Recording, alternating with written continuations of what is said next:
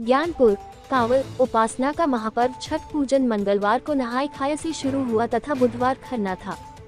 इसके लिए विशेष प्रकार के प्रसाद बनाए गए। गुरुवार को दिन भर निर्जला व्रत रखने के बाद छठ व्रतियों के द्वारा अस्ताचलगामी सूर्य को विधिवत पूजन के बाद अर्घ्य दिया गया।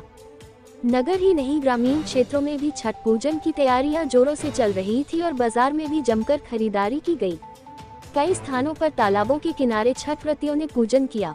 छठ पूजन समितियों ने भी अपने संसाधनों से पूजा स्थल की साफ सफाई की। नगर ही नहीं ग्रामीण क्षेत्रों में भी छठ की तैयारी में लोग जुटे हुए थे। इस पर्व के विषय में अंजनी पाठक ने बताया कि जो भी छठ माता और सूर्य देव से इस दिन मांगा जाता है वह मनोकामना पूरी होती है। अथर्ववेद में भी इस पर्व का वर्णन है। मान्यता है कि सच्चे मन से की गई इस पूजा से हर मनोकामनाएं पूर्ण हो जाती हैं। माताएं अपने बच्चों व पूरे परिवार की सुख समृद्धि, शांति व लंबी आयु के लिए व्रत रखती है। इस अवसर पर बहुत से लोग सूर्य देव को दंडवत प्रणाम करते हैं। सूर्य को दंडवत प्रणाम करने का व्रत बहुत ही कठिन होता है। लोग अपने घर में कुल देवी या देवता को प्रणाम कर नदी तक दंड करते हुए जाते हैं।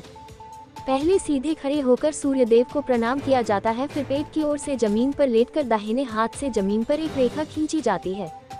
यही प्रक्रिया नदी तक पहुंचने तक बार बार दोहराई जाती है। यह ऐसा पूजा विधान है जिसे वैज्ञानिक दृष्टि से भी लाभकारी माना गया है। छठ गीतों से पूरा वातावरण गूंज रहा था। हर घर से छठ गीत के बोल सुनाई दे रहे थे। बताया जाता है कि अस्ताचलगामी सूर्य को अर्घ्य देने तथा सूर्यास्त के बाद लोग अपने अपने घर वापस आ जाते हैं। रात भर जागरण किया जाता है। सप्तमी के दिन सुबह ब्रह्म मुहूर्त में पुनः संध्या काल की तरह दुरा में पकवान, नारियल, केला, मिठाई भरकर घाटों पर लोग जमा होते हैं। व्रत करने वाले सुबह के समय उगते सूर्य को अर्घ्य देते हैं। अंकुरित चना हाथ में लेकर षष्ठी व्रत की कथा कही और सुनी जाती है। कथा के बाद प्रसाद वितरण किया जाता है और फिर सभी अपने अपने घर लौट आते हैं।